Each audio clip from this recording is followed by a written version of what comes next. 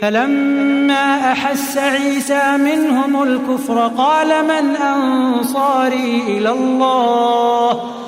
Ngunit noong nakadama si Jesus mula sa kanila ng kawalang pananampalataya, ay nagsabi siya, "Sino ang mga taga-adya ko tungo kay Allah?"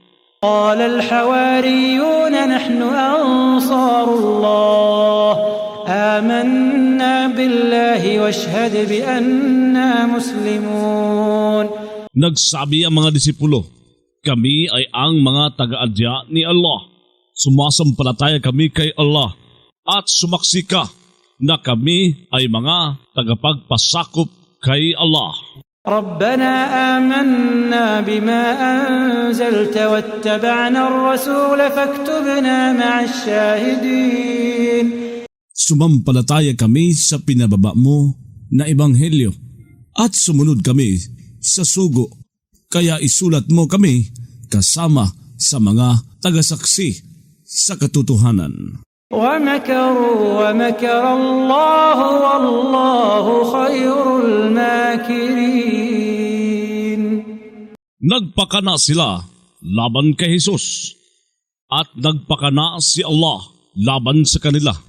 At si Allah ay ang pinakamabuti sa mga tagapagpakana. إذ قال الله يا عيسى إني متوفيك ورافعك إلي ومطهرك من الذين كفروا وجاعل الذين اتبعوك فوق الذين كفروا إلى يوم القيامة. Banggitin, noong nagsabi si Allah, "O Jesus, tunay na ako ay hahango sa iyo, mag-aangat sa iyo tungo sa akin, magdadalisay sa iyo laban sa mga tumangging sumampalataya at gagawa sa mga sumunod sa iyo na higit sa mga tumangging sumampalataya hanggang sa araw ng pagbangon. ثم إلي مرجعكم فأحكم بينكم فيما كنتم فيه تختلفون." Pagkatapos tungo sa akin, ang babalikan ninyo, saka hahatol ako sa pagitan ninyo sa anumang dati kayo hinggil doon ay nagkakaiba-iba. فأما الذين كفروا فأعذبهم عذابا شديدا في الدنيا والآخرة وما لهم من ناصرين.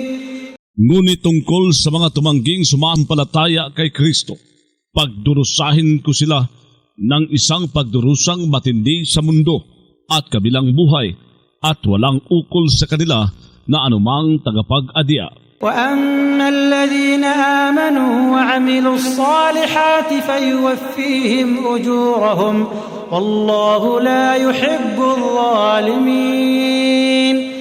Hinggil sa mga sumampalataya at gumawa ng mga maayos, maglulubos-lubos siya sa kanila ng mga pabuya sa kanila.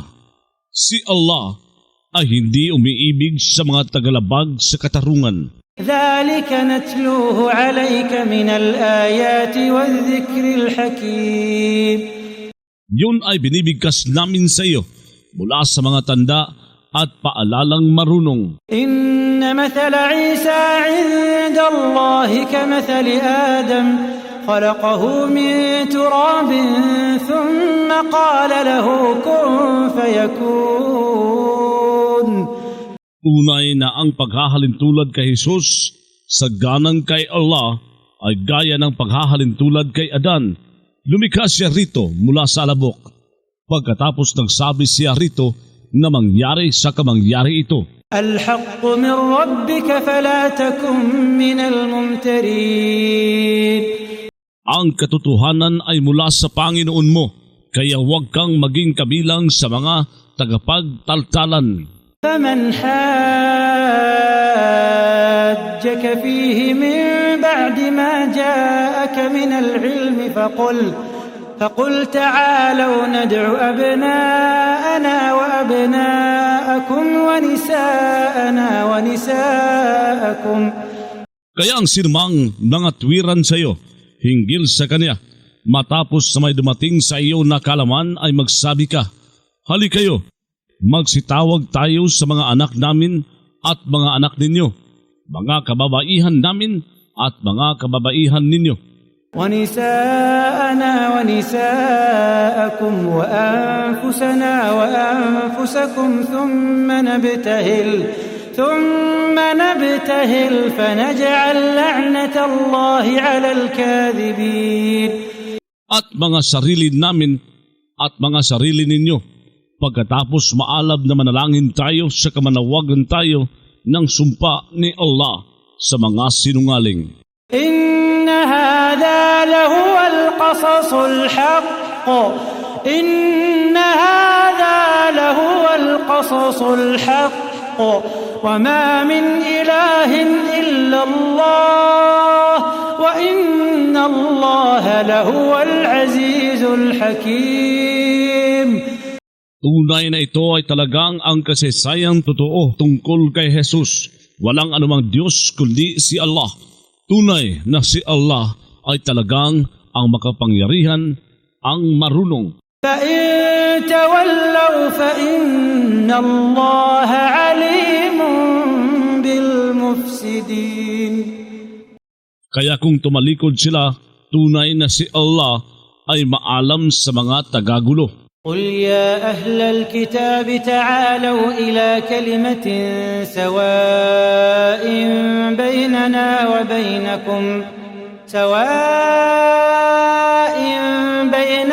وبينكم ألا نعبد إلا الله ولا نشرك به شيئا. Sabihin mo, o mga may kasulatan, hali kayo sa isang salitang magkatulad sa pagitan namin at ninyo, na hindi tayo sasamba kundi kay Allah. Hindi tayo magtatambal sa Kanya ng anuman. ولا يتخذ بعضنا بعضا أربابا من دون الله فإن تولوا فقولوا اشهدوا بأننا مسلمون. At hindi gagawa ang iba sa atin sa iba bilang mga Panginoon bukod pa kay Allah. Ngunit kung tumalikod sila ay sabihin ninyo, sumaksi kayo na kami ay mga Muslim. يا أهل الكتاب لم تحاجون في إبراهيم وما أنزلت التوراة والإنجيل إلا من بعده أفلا تعقلون. O mga may kasulatan, bakit kayo nakikipagkatwiran hinggil kay Abraham samantalang hindi pinababa ang Tura at ang Ibanghilyo kundi matapos na niya? Kaya hindi ba kayo nakapag-uunawa? ها أنتم هؤلاء حاججتم فيما لكم به علم فلم تحاجون فيما ليس لكم به علم والله يعلم وأنتم لا تعلمون. Kayo itong nakikipagkatwiran hinggil sa mayroon kayo ritong kaalaman, kaya bakit kayo nakikipagkatwiran hinggil sa wala kayo ritong kaalaman?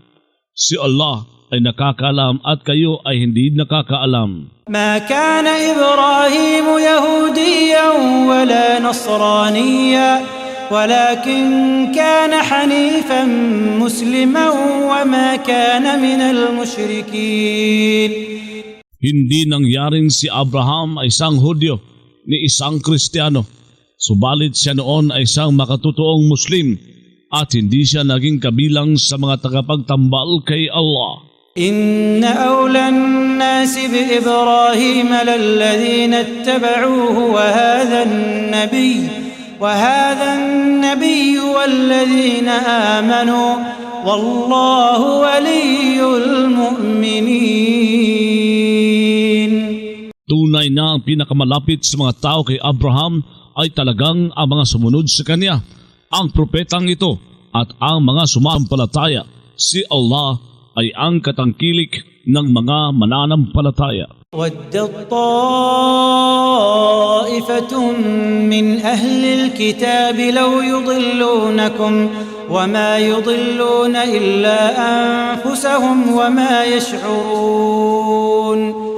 Inasam ng isang pangkatin kabilang sa mga may kasulatan na kung sana ay nagliligaw sila sa inyo, ngunit hindi sila nagliligaw kundi sa mga sarili nila, ngunit hindi sila nakakaramdam. يا أهل الكتاب لم تكفرون بآيات الله وأنتم تشهدون O mga may kasulatan, bakit kayo tumatangging sumasampalataya sa mga talata ni Allah, samantalang kayo ay nakakasaksi sa katotohanan? يا أهل الكتاب لم تلبسون الحق بالباطل وتكتمون الحق وأنتم تعلمون O mga may kasulatan, bakit kayo naglalahok sa katotohanan ng kabulaanan at nagtatago kayo ng katotohanan, samantalang kayo ay nakakaalam? وقالت طائفة من أهل الكتاب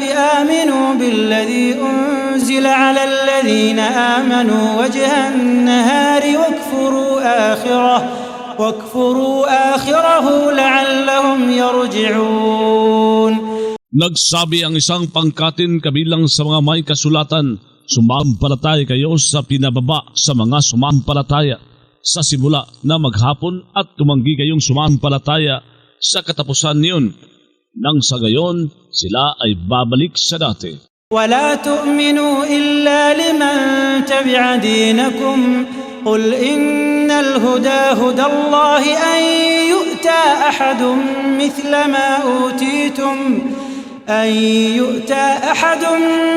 ما أوتيتم أو يحاجوكم عند ربكم. Huwag kayong maniwala maliban sa sinumang sumunod sa relihiyon ninyo. Sabihin mo, tunay na ang patnubay ay ang patnubay ni Allah. May pangamba ba na magbigay sa isa ng kalamangang tulad ng ibinigay sa inyo? O makikipagkatwiran sila sa inyo sa piling ng Panginoon ninyo? قل إن الفضل بيد الله يؤتيه من يشاء والله واسع عليم.